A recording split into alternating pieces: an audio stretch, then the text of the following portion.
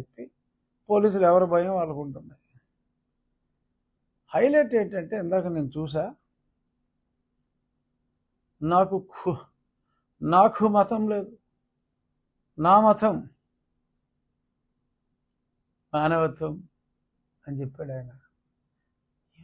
అంత తొందరగా మానవత్వం పుల్లి ఎక్కడ నేర్చేసుకున్నాడు రా బాబు అని నాకు అర్థం కాల. నన్ను ఎంత దారుణంగా హింసించాడు జగన్మోహన్ రెడ్డి. మరి ఎన్నిసార్లు నేను చెప్పా, కనీసం 3 సార్లు నన్ను లేపాలని చూశాడు జగన్మోహన్ రెడ్డి. మచ్చుకైనా ఒక అంశు మానవత్వం కూడా లేని జగన్మోహన్ రెడ్డి ఆయన మతం మానవత్వం అంటే సిగ్గేసిపోతుందిరా బాబు, సిగ్గేసిపోతుంది. ఇనివారికి కంపర వచ్చేస్తాను. ఇవ్వాలే కదా పేపర్లో వచ్చింది, నన్ను దారుణమైన చిత్రహింస పెట్టారని. ఇలా కొడతారేంట్రా, కొడతావు ఎలాగో చూపిస్తానని చెప్పి సునీల్ కుమార్ వచ్చాడని, వీళ్ళు చూపెడితే ఇది చాలదని చెప్పి ఈయన పయ్యోడికి చూపెడతాం కోసం చిత్రహింస డోస్ పెంచి నా గుండెల మీద కూర్చుని నన్ను ఎంత దారుణంగా ఆ మంచం విరిగిపోయినా సరే అలాగే పడుకోబెట్టి చెతకొట్టారని చెప్పి అప్పుడు నేను చెప్పాను, ఏమైందమ్మా జగన్మోహన్ రెడ్డి, వీడియో చూసినప్పుడు నీ మతమైన మానవత్వం చచ్చిపోయిందా? నీ మానవత్వం చెప్పు. సో ఇలాంటి పిచ్చి పిచ్చి డైలాగులు ఆత్రేయ గారు అద్భుతంగా రాసేవాడు. అలాంటి డైలాగులు మరి జీవిడి కృష్ణమోహన్ గారు రాసిచ్చాడా, ఇంకెవడు రాసిచ్చాడో కానీ మతం మానవత్వం అని ఎటువంటి మాటలు మాట్లాడేయటం చాలా చిరాగ్గా ఉంది. ఎనీహో సరే, ఆ మాటలు ఎవడో నమ్మడం అది వేరే విషయం. కానీ ఇప్పుడు మరి కేవలం ముఖ్యమంత్రి కింద ఉండగానే, బుల్లెట్ ప్రూఫ్ బస్సులో ఉండగానే చెట్టు మీద ఎవడన్నా బాణం వేస్తాడా, తుపాకుతో కాలుస్తాడనే భయంతో మరి చెట్లు నరికిన మహానుభావుడిగా కీర్తించబడ్డ జగన్మోహన్ రెడ్డి మరి అంతేసి మందిని వేసుకెళ్ళిపోతే కుదరదమ్మా, లిమిటెడ్గా రావాలమ్మా, నీ దర్శనానికి అన్ని ఏర్పాట్లు చేస్తావమ్మా, కానీ డిక్లరేషన్ మస్ట్ అమ్మా అని అన్న వెంటనే ఒక రాష్ట్ర ముఖ్యమంత్రిని, మాజీ ముఖ్యమంత్రిని దేవుని దర్శనానికి కూడా చూడనివ్వకపోవడం బాధ అనిపిస్తుంది. ఒక ఎంపీని 4.5 సంవత్సరాల పాటు కాన్స్టిట్యున్సీకి రానివ్వలేదు కదరా బాబు. ప్రధానమంత్రి వస్తే రైల్లో వేసేయమన్నావు కదరా బాబు. After all your an MLA, might be next chief minister. How does it matter? X is X. X అంటే ఇంకేం ఉండదమ్మా. ఎక్స్ఎల్కి ఏమి పెద్ద బీభత్సమైన మర్యాదలు ఉండమమ్మా. ఎవరైనా ఎమ్మెల్యే నీతో పాటు ఎంతమందిని అలౌ చేస్తారు? 6గురిని అంతే. ఎమ్మెల్యేకి అంతకన్నా ఉండదు. ఇంక వేరే పెద్దగా ఎమ్మెల్యేలు ఎవరు లేరు. మీ పార్టీలో ఉన్న ఇంకో బ్యాలెన్స్ 10 మందిని కూడా రమ్మన్నా 10 6 60 మందే. మీతో కలిపి 6 66. పోనీ ఎమ్మెల్సీలు కూడా తీసుకెళ్తే పోనీ ఇంకో 150 200 వేలకు వేల జనాలు తీసుకెళ్ళిపోయి అక్కడ ఏదో పెద్ద అడవుడు చేసేద్దాం అనుకుని ఏటవుతుంది? సో పద్ధతి ప్రకారంగా సంతకం పెట్టి రమ్మంటే నేను 4 గోళ్ల మధ్యన బైబిల్ చదువుతాను, అక్కడికి వెళ్తే ఆ మతాన్ని గౌరవిస్తాను, ఇక్కడికి వెళ్తే ఈ మతాన్ని గౌరవిస్తాను. ఇదే నా గౌరవం. ఒక రూల్ ఉంది. ఆ రూల్ అంటే మధ్యలో సుబ్బారెడ్డి గారు తీసేయంట. సుబ్బారెడ్డి ఎవడో తీసేయడానికి? తరతరాలుగా వస్తున్న రూల్ని సుబ్బారెడ్డి తీసేస్తా ఇప్పుడు శ్యామలరావు పెట్టాడు. శ్యామలరావు గారు ఆ రూల్ పెట్టాడు. సుబ్బారెడ్డి తీసేసిన రూలు శ్యామలరావు గారు పెట్టాడు, వెంకయ్య చౌదరి గారు పెట్టాడు. ఇప్పుడు ఫాలో అవ్వు. సుబ్బారావుకి తీసేసే హక్కు ఉంటే శ్యామలరావు గారికి పెట్టే హక్కు లేదా? ఆ రూలు, పాత రూల్ని పునరుద్ధరించే హక్కు లేదా? సో ఎక్స్ చీఫ్ మినిస్టర్ అయితే అయ్యుండొచ్చు, is present MLA. So present ఎమ్మెల్యేకి ఎక్స్ చీఫ్ మినిస్టర్కి ఎన్ని కావాలంటే అన్ని ఎత్తే ఒప్పుకోరమ్మా. అరే ఇప్పుడు ఎమ్మెల్యే కాబట్టి అది కూడా, లేకపోతే ex chief minister letter A value ఉండదు.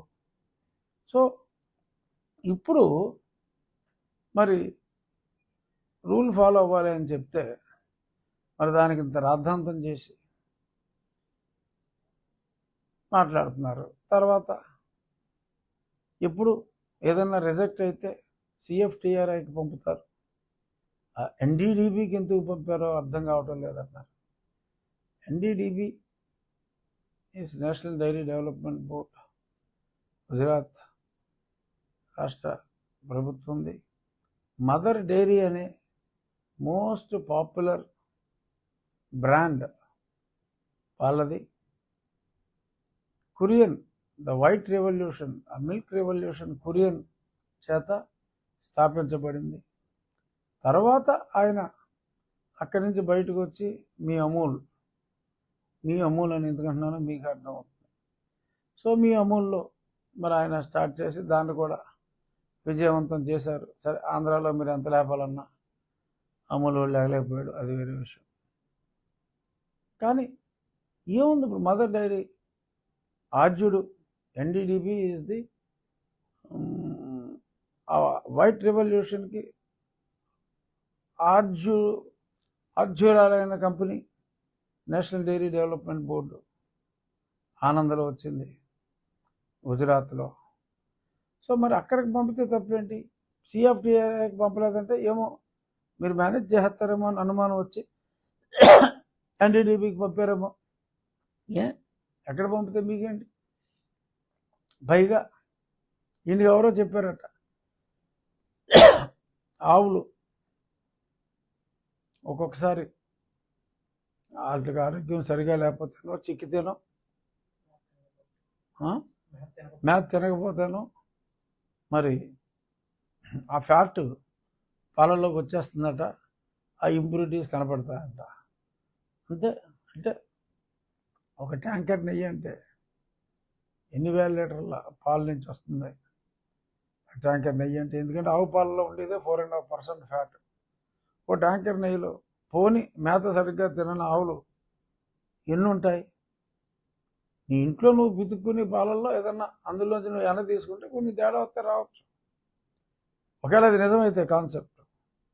బట్ ఒకేసారి అన్ని వేల గోవుల పాలు అవన్నీ మేత లేక ఇంకేదో ప్రాబ్లం వచ్చి అన్నీ పాలిచ్చేసి ఆ పాలన్నీ ఒకటే ఏఆర్ ఫుడ్స్కి వెళ్ళిపోయి ఏఆర్ ఫుడ్స్ కూడా ఆ పాలలోంచి వెన్న తీసేసి సప్లై చేసాడన్నా 320 రూపాయలకి ఎవడెత్తాడా?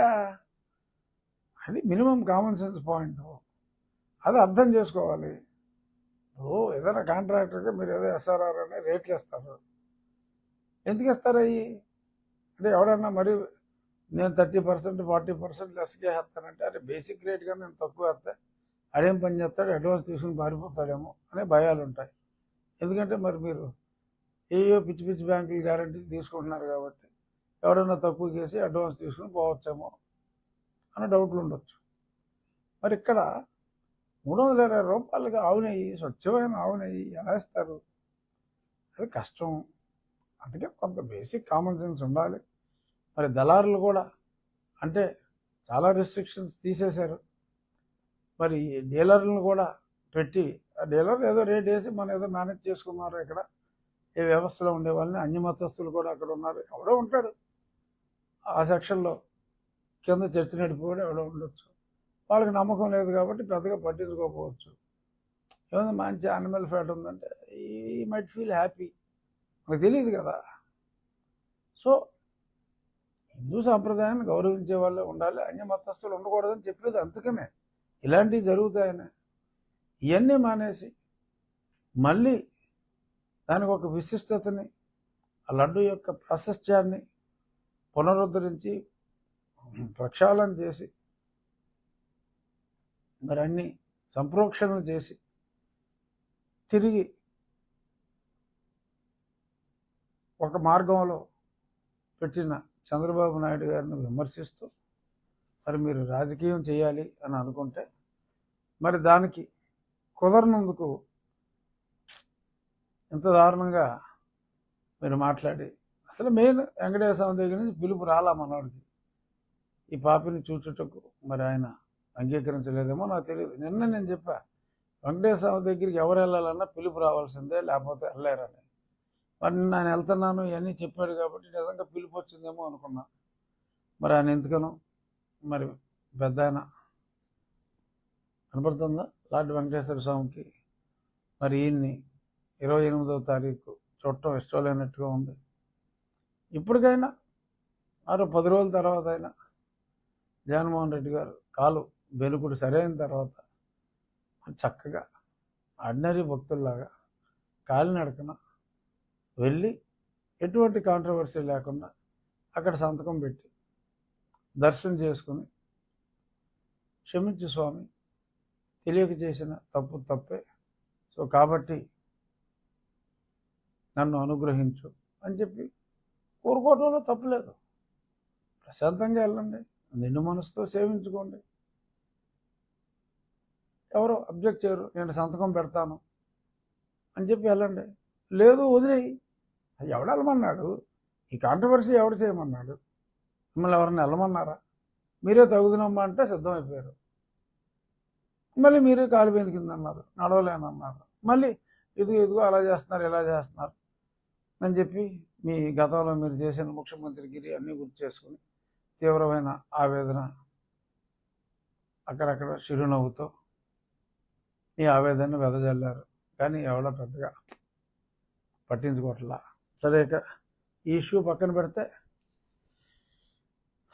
ఈరోజు ఉదయం మనం చూసాం ఈనాడు పేపర్లో స్పష్టంగా ఫ్రంట్ పేజ్ తర్వాత 5వ పేజీలో పివి సునీల్ కుమార్ గారి దాష్టీకం, అక్కడ సెంట్రీతో సహా మొత్తం అన్ని స్టేట్మెంట్స్, ఏ రికార్డులు, డాక్టర్ ప్రభావతి ఎలా ప్రభావితమైంది, ఇవన్నీ కూడా వచ్చినాయి. గైడ్ బుక్ లాగా, టెక్స్ట్ బుక్ కూడా త్వరలో డెఫినెట్గా 3-4 రోజుల్లో రావచ్చు. ఇటువంటి నేరస్తుడైన PV Sunil Kumar and his gang leader అన్నమాట ఇతడు.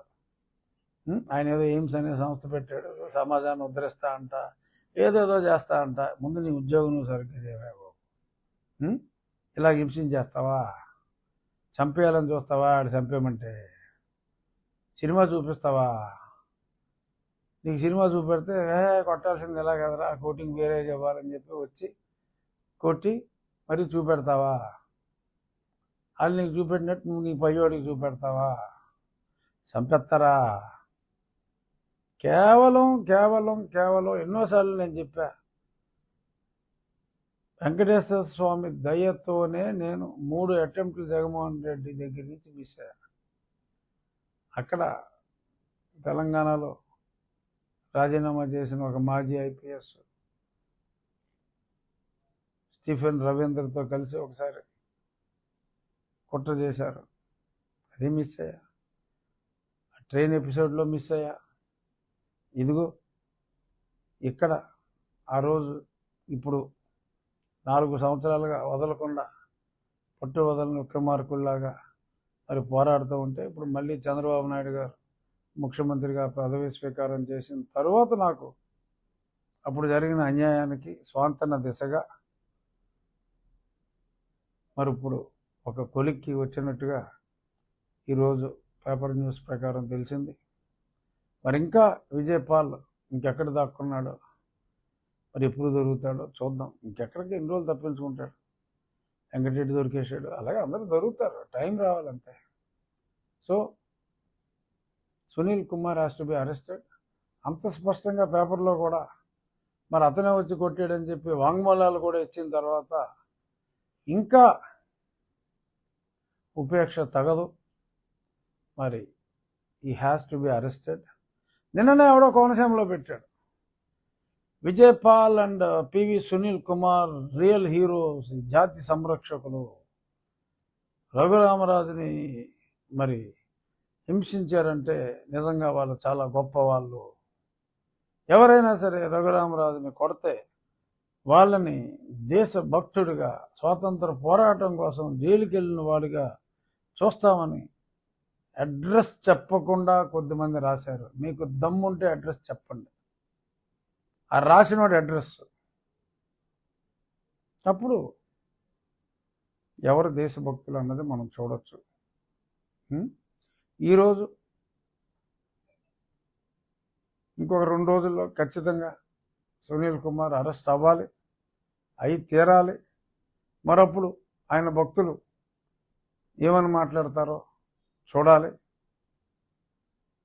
అటువంటి అధికారి గురించి గొప్పగా ఏమని చెప్పుకుంటారో చూడాలి. నన్ను కొట్టాడు కాబట్టి సునీల్ కుమార్ హీరో అయిపోయాడా, విజయపాల్ హీరో అయిపోయాడా, మిగిలిన అందరూ హీరో అయిపోతారా? చూద్దాం. నేను రాజ్యాంగంలో ఉన్నదే చెప్తున్నా. ఈరోజు నాకు ఒక కంప్లైంట్ వచ్చింది. మరి ఆ కంప్లైంట్లో 21లో ఎస్సీ ఎస్టీ అట్రాసిటీ కేసు పట్టబడ్డ ఒక వ్యక్తి వీళ్ళెళ్ళి అతని కన్ను పోగొట్టేసి తిరిగి మళ్ళీ అతనే కొట్టాడని చెప్పి ఒక ఎస్సీ ఎస్టీ అట్రాసిటీ కేసు పెట్టి ఏలూరుపాడులో 44 రోజుల పాటు అతన్ని జైల్లో పెట్టారు. ఇందాక రిప్రజెంటేషన్ వచ్చింది, ఏలూరుపాడు వాళ్ళు వచ్చి ఇచ్చారు, దోసారి పట్టరా. సో మరి అందులో చాలా స్పష్టంగా కోనా జోసెఫ్ అనే వ్యక్తి మరి కంప్లైంట్ ఇచ్చాడు. కోనా జోసెఫ్ కాలేజ్ సర్టిఫికెట్లో చాలా స్పష్టంగా క్రిస్టియన్ అని ఉంది, ఆది ఆంధ్ర క్రిస్టియన్ అని. ఆయన 20 సంవత్సరాల క్రితం ఇదే అంబేద్కర్ ఎక్కడైతే లేని గొడవను ఉన్నట్టుగా సృష్టించారో దాని రాయి మీద కూడా ఈయన క్రిస్టియన్ అసోసియేషన్ సభ్యుడు అని చెప్పి రాశారు. అలాగే ఆయన ఆధ్వర్యంలో స్థాపించబడ్డ church CSI church, Jaganmohan Reddy కూడా సిఎస్ఐ ఫాలో అవుతాడు. ఆ సిఎస్ఐ చర్చ్ కూడా మరి ఆయన పేరు చాలా ప్రముఖంగా మరి పాస్టర్ గారి పేరు కిందే మరి ఈయనకి ఏదో ఒక టైటిల్ పెట్టారు. అలాగే వారి తల్లిదండ్రులైన మరి వారి పేర్లు కూడా ఉన్నాయి. తల్లిదండ్రులు కూడా అక్కడే ఏలూరుపాడులోని క్రిస్టియన్ శ్మశాన వాటికలో మరి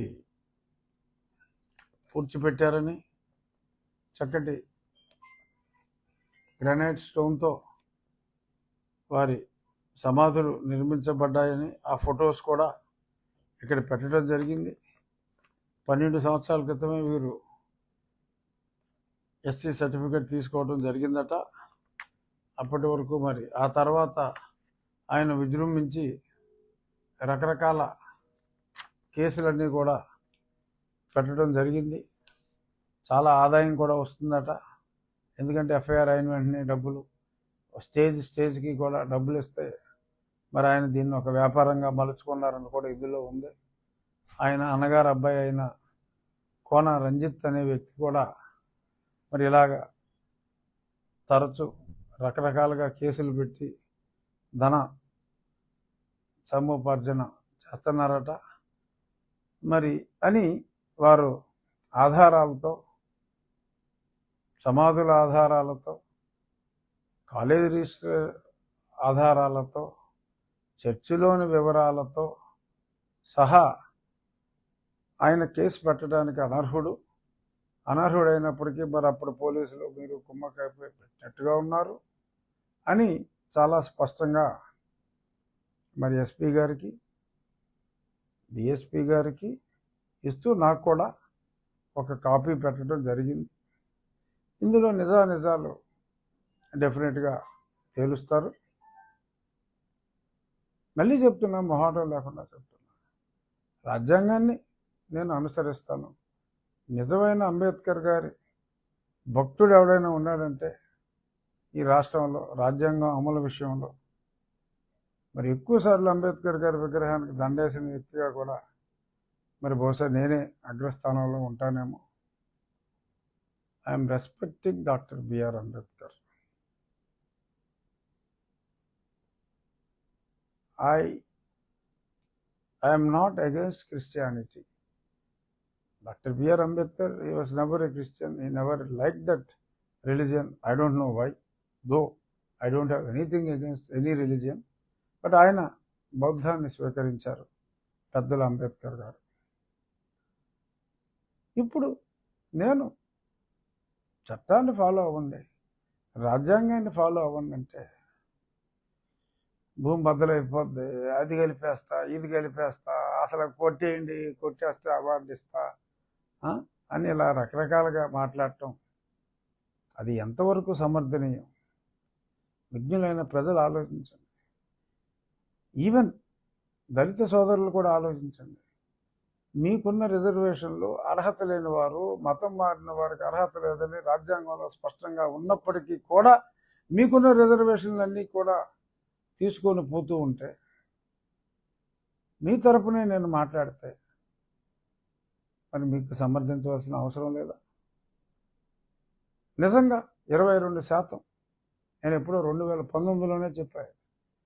ఆంధ్ర ఎందుకంటే 33,000 దేవాలయాలు ఉంటాయి, 29,500 చర్చిలు ఉన్నాయని జగన్మోహన్ రెడ్డి గారు లెక్కలోనే చెప్పారు. బట్ చూస్తే ఆన్ పేపర్ 2%.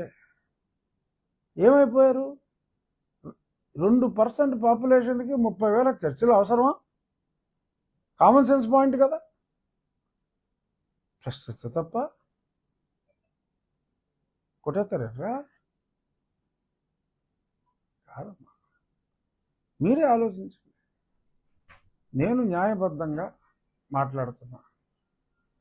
29,500 చర్చిలు ఉంటే కేవలం 2% ఎలా కరెక్ట్ అని నేను ఎప్పుడో ఇప్పుడు మాట్లాడింది కాదు. ఇది నేను ప్రధానమంత్రి గారికి కూడా సమర్పించా, గతంలో కూడా మాట్లాడా. అదే పాయింట్ నేను చెప్తున్నాను అంతే. నేను క్రిస్టియన్ వ్యతిరేకిని కాదు. క్రిస్టియన్ మతాన్ని క్రిస్టియన్స్ గౌరవించాలి, హిందూ మతాన్ని హిందువులు గౌరవించాలి అని చెప్తున్న వ్యక్తిని. నేను క్వైట్గా ఉంటే మా దేవాలయాలకి అడ్డు వచ్చిన దాన్ని మర్యాదపూర్వకంగా కడు జాగ్రత్తతో ఆ కర్రను తీసి పక్కన పెడితే దాని ఫ్లెక్సీని వాడుకుని కూడా నా మీద ఎంత నేలాపనిందలు వేస్తున్నారే, కొట్టండ్రా తన్నండ్రా అని చెప్పి ప్రోత్సహిస్తున్నారే. ఇది న్యాయమా? అన్యాయం చేస్తే జగన్మోహన్ రెడ్డి ఏమైపోయాడు? ఎవడి వాళ్ళు ఓడిపోయాడు? డిస్సెక్షన్ చేసి ప్రజలందరికీ చూపెట్టా జగన్మోహన్ రెడ్డి నిజస్వరూపం. ఇవాళ అతని పతనానికి నాంది నాతోనే మొదలైంది. అప్పుడు మొదలుపెట్టిందే నేను. మొన్న ఎప్పుడో చెప్పా, ఫ్రంట్ బ్యాక్ కట్ చేసుకుని నేను ఏదో అలా భయపడిపోతున్నాను అన్నట్టుగా ఏదో పెట్టుకున్నారట. నేను గౌరవిస్తా, అందరినీ గౌరవిస్తా, ఎవ్వడికి భయపడను. నాకు లేనిదే భయం, నేను ఇచ్చేది గౌరవం. సో నన్ను భయపెట్టాలని చూడకండి. నేను నిజమే మాట్లాడతాను. ఎవ్వడూ కూడా నన్ను తప్పు పట్టే అవకాశం నేను ఎప్పుడూ ఇవ్వను. ఎందుకంటే తప్పు చేయను కనుక. మళ్ళీ చెప్తున్నా, అన్యాయంగా కేసులు పెట్టద్దు. క్రైస్తవులు ఎవరో కేసులు పెట్టకండి. నిజమైన హిందువులు నిజంగా మిమ్మల్ని ఎవరైనా అట్రాసిటీ చేస్తే పెట్టండి, ఎటువంటి తప్పు లేదు. బట్ మతం మారిన తర్వాత మతం మారితే మేము పెట్టకూడదు కేసులు, ఊరుకోరే అని అంటారా? భయపెట్టేస్తారా? చాలా తప్పు చేశానా ఏంటి? అంబేద్కర్ గారి రాజ్యాంగాన్ని ఫాలో అవ్వటం నేరమా? అంబేద్కర్ గారిని మనస్ఫూర్తిగా గౌరవించడం నేరమా? ఎనీహౌ నేనే తప్పు చేయలేదు, అంబేద్కర్ గారిని ప్రేమించాను, గౌరవించాను, ఎటువంటి అగౌరవం చేయలేదు అని మళ్ళీ చెప్తున్నా. ఎందుకంటే తప్పుడు వార్తలు నమ్మేవాడిని నేనేమీ చేయలేను, నమ్మించాల్సిన అవసరం కూడా నాకు లేదు. నాలాగా అంబేద్కర్ గారి ప్రేమికులు చాలామంది ఉండొచ్చు, అన్య కులాల్లో, అన్య మతాల్లో. ఒకవేళ వారి మనసు ఏమన్నా నేను నొప్పించుంటే, అయ్యా నేనేమి తప్పు చేయలేదు అని చెప్పి నేను ధైర్యంగా చెప్తున్నా. తప్పుడు మాటలు వినొద్దు అని చెప్తున్నా. కానీ రాజ్యాంగ వ్యతిరేకాన్ని నేను సహిస్తూ ఊరుకోను అని కూడా చెప్తున్నా.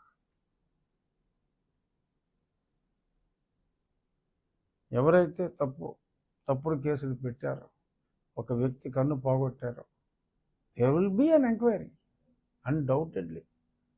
వారు చట్ట ప్రకారం రాంగ్ సర్టిఫికెట్తో అప్టైన్ చేస్తే, రాంగ్ సర్టిఫికెట్ రూల్స్ ఉన్నాయి, they would be punished with penalty and imprisonment.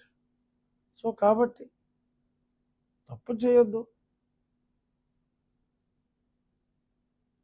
తప్పును ప్రశ్నిస్తే అల్లరి చేసుకోవద్దు. ఇదే మళ్ళీ మళ్ళీ కూడా నేను నిండు మనసుతో చెప్తున్నా. Please don't mistake me. I did not do anything wrong. I have great regard for all religions. I have great regard for Dr. Bhimrao Ramji Ambedkar. And పూర్తి పేరు తెలుసా? Bhimrao Ramji Ambedkar. He is a Hindu. He was never a Christian. మా అందరికీ దండేసే హక్కు ఉంది. ఆ పేరులో రావడం ఉన్నాడు, ఆయన పేరులో రావడం ఉన్నాడు. మా అందరికీ ఆయనకు దండేసే హక్కు ఉంది. దండల్లో కూడా ఏనివట్ల. సో అది కరెక్ట్ కాదు. జై భీమ్, జై రామ్, జై హింద్. ప్రశ్నలు ఉన్నాయా? అంతే. ఆయన డిక్లరేషన్ ఇస్తే ఆయన ప్రాబ్లమ్స్, హోమ్ ప్రాబ్లమ్స్ రావచ్చు, మెనీ ప్రాబ్లమ్స్ రావచ్చు. అందరూ ఇచ్చారు. ఎప్పుడు కూడా జగన్మోహన్ రెడ్డి సతీ సమేతంగా రాలా. ఎందుకంటే తనకి ఇష్టం లేదు. తను ట్రూ క్రిస్టియానిటీ ఫాలో అవుతాను, తప్పులేదు. ఈయన అసలు రానంటే గొడవ లేదు, వచ్చి సంతకం పెట్టనని చెప్పి మారం చేయడం అది. అన్య మతాన్ని నేను గౌరవిస్తాను అని చెప్పినప్పుడు గౌరవించాలి, ఆ మత సాంప్రదాయాన్ని గౌరవించాలి. అదే డిక్లరేషన్ ఇచ్చినా కూడా గురువారప్ప టెంపుల్కి రానివ్వరు, యేసుదాస్ గారు లాంటి మహానుభావుని రానివ్వాల. ఎందుకంటే అక్కడ డిక్లరేషన్ సిస్టమ్ లేదు, వాళ్ళు రానివ్వరు. అంతే. జగన్మోహన్ రెడ్డి వెళ్ళిపోగలరా? ఏదో ముఖ్యమంత్రి కాబట్టి రోపు చేసి వెళ్ళిపోయాడు. వేరే వాళ్ళు ఎవరో కూడా వెళ్ళరు, అన్య మతస్థులు అక్కడికి రానివ్వరు కాబట్టి. ఎంతోమంది కమ్యూనిస్టులు అక్కడ, క్రిస్టియన్స్ కూడా కేరళలో కాంగ్రెస్ పార్టీ నుంచి కూడా అయ్యారు. None of them could enter Guruvayurappa temple. ఎందుకంటే ఆ టెంపుల్ రూల్ అలా పెట్టుకున్నారు, ఆ దేవాలయం రూలు. సుబ్బారెడ్డి లాంటి వాళ్ళు అక్కడ లేరు చైర్మన్గా, ముఖ్యమంత్రి వచ్చినప్పుడు మార్చేయడానికి. సో ఏ దేవాలయం రూల్స్ ఆ దేవాలయానికి ఉంటాయి. నీకు ఇంట్రెస్ట్ ఉంటే ఫాలో అవ్వు. దేవుడు విశ్వవ్యాప్తంగా ఉన్నాడు, అక్కడికి వెళ్ళి కాంట్రవర్సీ ఎందుకు చేయాలి? మా ధర్మాన్ని మేము గౌరవించుకుంటున్నాం, అన్య మతస్థుల్ని గౌరవిస్తున్నాం. ఓ డిక్లరేషన్ ఎవరో బాబు అన్నాం. సోనియా గాంధీ గారే డిక్లరేషన్ ఇచ్చెళ్ళారు. ఆవిడ సర్వాంతర్యామగా దేశాన్ని పరిపాలించారు. ప్రజాస్వామ్యాల్లో డైరెక్ట్గా కాకపోయినా, ప్రధానమంత్రి కాకపోయినా, ప్రెసిడెంట్ కాకపోయినా షీ వాజ్ పవర్ఫుల్, అందరికీ తెలిసిందే ఆ రోజుల్లో. బట్ ఆవిడ కూడా సంతకం పెట్టారు. సో ఇందిరాగాంధీ అప్పుడు ఆవిడ హిందూ, బట్ ఏమన్నా రూల్స్ ఉన్నాయని కూడా అడిగింది ఆవిడ. లేదు మీకు ఏదేమో ఇబ్బంది లేదు చెప్పారు. ఎవరైనా అడుగుతారు, ఎందుకంటే ఎంత గొప్పవాడైనా గుళ్ళోకి వెళ్ళేటప్పటికి అతను ఒక సాధారణ భక్తుడు. దేవుడి ముందు ఎవడైనా తలంచాల్సిందే. బాగున్నావా అని ప్రధానమంత్రి అయినా కూడా అండం. దేశానికి పాలకులు కావచ్చు. రాచరిక రోజుల్లో కూడా ఎవరైనా దేవుడి ముందు తల దించాల్సిందే. నేను రూల్స్ మార్చేస్తాను, మా సుబ్బారెడ్డి ఉన్నాడు నా కోసం రూల్ మార్చేసాడంటే ఇప్పుడు లేడు కదా సుబ్బారెడ్డి, ఆ రూల్ ఎందుకుంటాం? ఉండదు. చూద్దాం మరి ఆయనకి భగవంతుడు, మనిషి మారితే అవకాశం తక్కువ, భగవంతుడు ఆయనకు దర్శనం అవకాశం ఇవ్వాలని కూడా కోరుకుంటున్నా. అలాగే ముగించే ముందు మరొక్కసారి I'm the true follower of doctor BR Ambedkar గారు అని మరొక్కసారి, భీమ్రావ్ రామ్జీ అంబేద్కర్ గారు అని మరొక్కసారి సవినయంగా తెలియజేస్తున్నాను. But at the same time నాకు లేనిది భయం, నాకున్నది గౌరవం. I'm repeating. Thank you.